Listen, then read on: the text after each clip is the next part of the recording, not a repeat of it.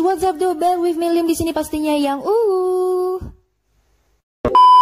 Seperti biasa gue Lim yang akan nemenin lo semua untuk membahas seputar perfilman, dimana kali ini kita lagi-lagi akan melanjutkan series WandaVision kita yang sudah memasuki episode 4 nih guys.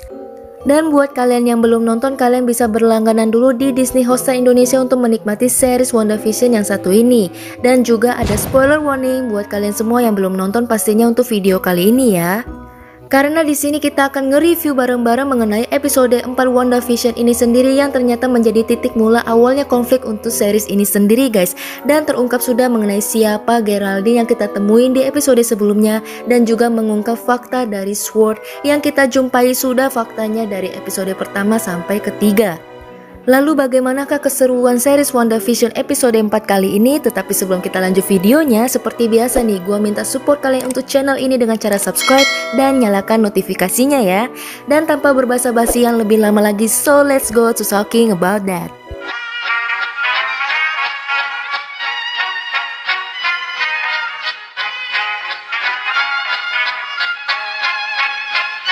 Captain Rambo. It's full of surprises. Marvel Studios WandaVision. Mungkin beberapa dari kalian akan sedikit bingung saat menonton episode 4 series WandaVision ini sendiri. Ya, emang benar sih episode kali ini akan sedikit berbeda dibandingkan episode-episode sebelumnya, dimana alur ceritanya sendiri akan menggunakan alur campuran nih guys. Oke, lebih baik kita langsung bahas aja dari opening scene yang dimulai, dimana kita akan dibawa flashback ke adegan Monica Rambeau yang terbangun dari tidurnya setelah ia selamat dari Neptunus yang diciptakan oleh Thanos pada saat The Avengers Infinity War. Monica Rambeau sendiri tidak menyadari bahwa ia telah menghilang dan tertidur selama 3 tahun lamanya.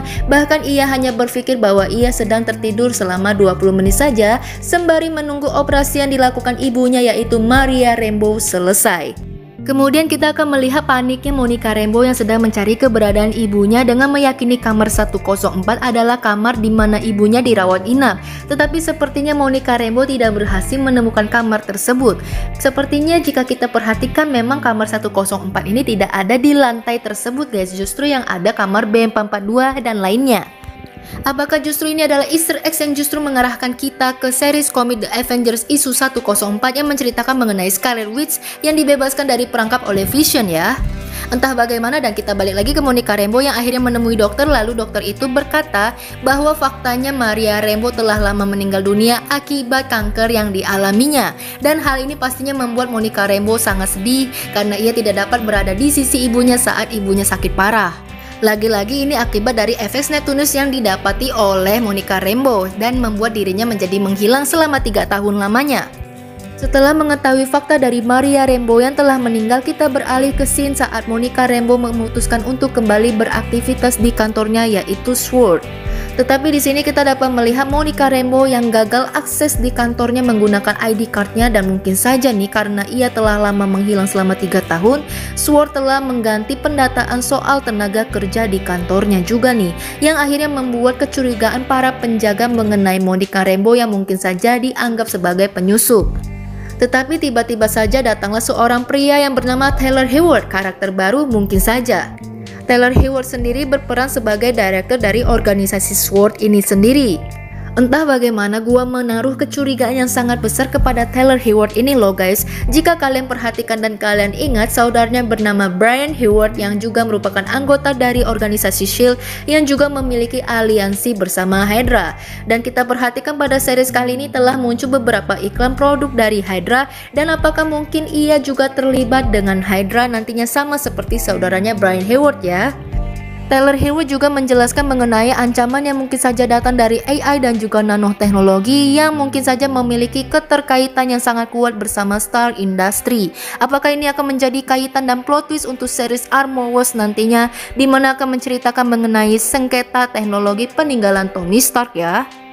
Kita juga akan dapat menjumpai foto Maria Rambeau yang dipajang di sebelah lift seperti yang dilihat oleh Monica Rambeau, yang menandakan artinya Maria Rambeau lah yang merupakan pendiri dari organisasi SWORD ini sendiri. SWORD sendiri memiliki singkatan dari Scientia Weapon Observation Responsive Division, yang menandakan bahwa organisasi ini bergerak di bidang observasi dan responsif, bukanlah creation seperti S.H.I.E.L.D. Entah sudah berapa lama SWORD ini didirikan, mungkin saja SWORD telah berdiri sebelum adanya The Avengers Infinity War. dan melakukan perannya untuk kegiatan luar angkasa dan meneliti mengenai kegiatan-kegiatan luar angkasa yang mungkin saja akan mengancam bumi nih guys. Apakah SWORD juga akan memiliki hubungannya dengan para Skrull ataupun The Eternals yang nantinya juga akan eksis pada series Marvel tahun ini? Balik lagi membahas soal SWORD, seperti yang dibilang oleh Taylor Hayward tadi, sepertinya SWORD telah beralih peran pada series kali ini menggantikan SHIELD, di mana mereka juga akan fokus melakukan penelitiannya terhadap senjata hidup dan juga nanotehnologi yang mungkin saja akan mengancam kehidupan di bumi. Akan semakin menarik karena semua itu akan berkaitan dengan organisasi Hydra Karembo yang secara singkat akhirnya dirinya mendapatkan tugas terrestrial dari Taylor untuk menginvestigasi masalah di New Jersey, tepatnya menghilangnya kota Westview bersama seluruh penduduknya, yang sudah pasti ini adalah ulah dari Wanda itu sendiri. Kali ini dirinya tidak akan sendiri, ia akan ditemani dan dibantu oleh salah satu agen FBI bernama Jimmy Woo yang dapat kita lihat ia memperkenalkan dirinya dengan salah satu trik sulap yang dipelajarinya bersama Scott Lang di Ant-Man. Kemudian Monica Rambeau bersama Jimmy Woo mencoba bertanya kepada beberapa polisi penjaga di sana mengenai keberadaan kota Westview, yang sepertinya nih polisi-polisi tersebut tidak mengetahui keberadaan kota Westview, dan sepertinya juga mereka tidak mengakui adanya kota Westview itu sendiri. Bahkan mereka menganggap dirinya berasal dari Eastview bukanlah Westview, yang jelas-jelas kita lihat papan kota Westview tepat berada di samping mereka. Hal ini membuktikan kepada kita bagaimana cara kerja kekuatan warping reality Wanda yang mungkin saja juga mampu membuat semua orang di luar realitasnya menjadi amnesia dan memanipulasi pikiran mereka. Di sini juga Wanda menggunakan pembatas dengan menggunakan kekuatan radiasi energi yang mungkin saja bermaksud agar tidak mendapatkan gangguan dari luar yang mungkin saja akan mengancam dunia realitas ciptaannya. Mengetahui hal tersebut, Monica Rambeau kemudian memutuskan untuk menggunakan drone-nya berbentuk helikopter dengan bertuliskan S57 untuk menerobos masuk nih guys. Tetapi sayangnya helikopternya malah menghilang, dan terjawab sudah mengenai helikopter yang ditemukan Wanda di episode kedua bahwa helikopter tersebut adalah milik Monica Rambeau yang mencoba untuk menerobos masuk. Kemudian kita juga dapat melihat aksi dari Monica Rambeau yang mencoba untuk merasakan radiasi energi pembatas tersebut, yang dimana justru nih membuat dirinya masuk tersedot ke dalam dunia realitas ciptaan Wanda, yang akhirnya kita menemukan dirinya sebagai Geraldine di episode 3 sebelumnya. Watch it. Setelah kejadian ini semua, Jimmy Woo bersama SWORD meminta bantuan beberapa ahli termasuk Dr. Darcy Lewis yang terakhir kita jumpai di Thor The Dark World, yang merupakan ahli astrofisika sama seperti gurunya nih. Yang dimana akhirnya Dr. Darcy Lewis mampu menangkap radiasi ciptaan Wanda dengan beberapa media dan juga TV tabung, yang dimana kita akhirnya mengetahui bahwa ending episode pertama orang yang memata-matai Wanda di sitkomnya adalah Dr. Darcy Lewis. Fakta menarik lainnya terjawab sudah mengenai peternak lebah yang kita temui di episode pertama dan kedua nih guys, yang ternyata dirinya adalah bernama Franklin yang merupakan salah satu agen SWORD yang disuruh untuk menerobos masuk melalui saluran pipa dengan tali pengaman, yang dimana pada saat dunia realitas Wanda dirinya ditemukan oleh Wanda dan Vision sebagai peternak lebah dan talinya menjadi warna-warni. Ini membuktikan bahwa jika orang dari luar realitas masuk ke dalam realitas akan berubah menjadi sesuai keinginan dari Wanda. Kemudian terjawab juga di episode kedua, kita menemukan suara dari sebuah radio yang memanggil Wanda, Wanda, dan Wanda. Ternyata ini adalah suara dari Jimmy Woo dari suruhan Dr. Darcy Lewis untuk mencoba mengakses Wanda.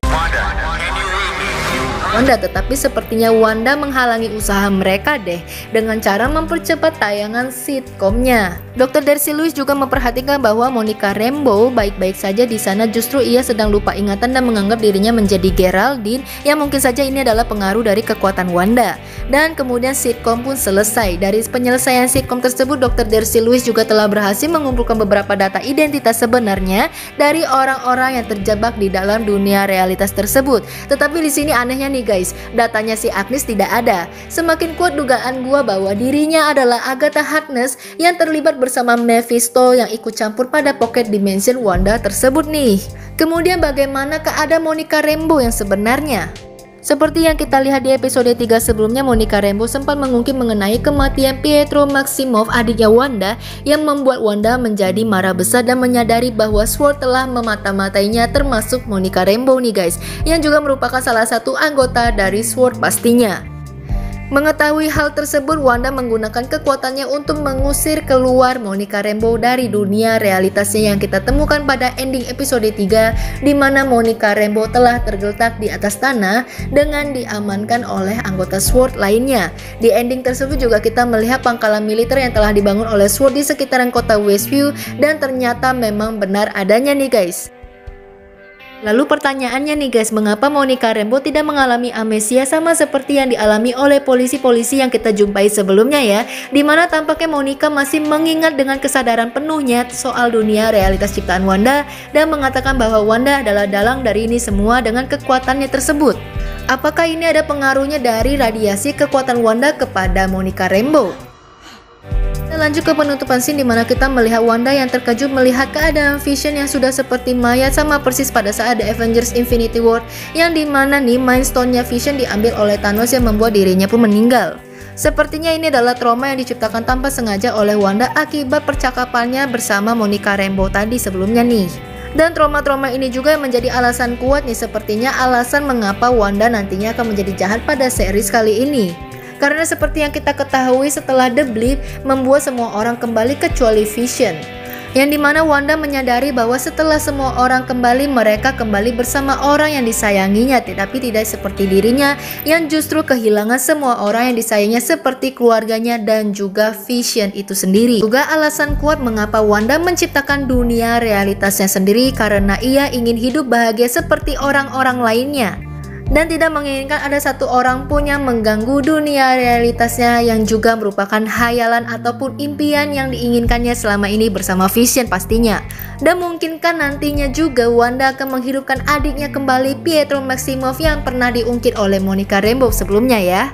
Entah bagaimana, gua juga memiliki dugaan mengenai mungkin saja Wanda Maximoff akan terlibat seperti series komiknya bersama House of M mengenai dominasi mutan daripada manusia di muka bumi ini.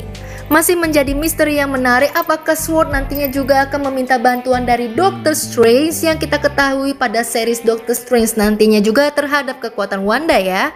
Pastinya masih banyak lagi misteri-misteri menarik lainnya yang bisa kita bahas, yang mungkin juga akan menjadi plot twist untuk episode berikutnya nih guys. Gimana nih menurut kamu? Makin bikin penasaran kan untuk nontonin kelanjutan dari series WandaVision ini? Mungkin aja nih episode berikutnya kita akan diceritakan mengenai bagaimana cara Wanda menjadi Scarlet Witch.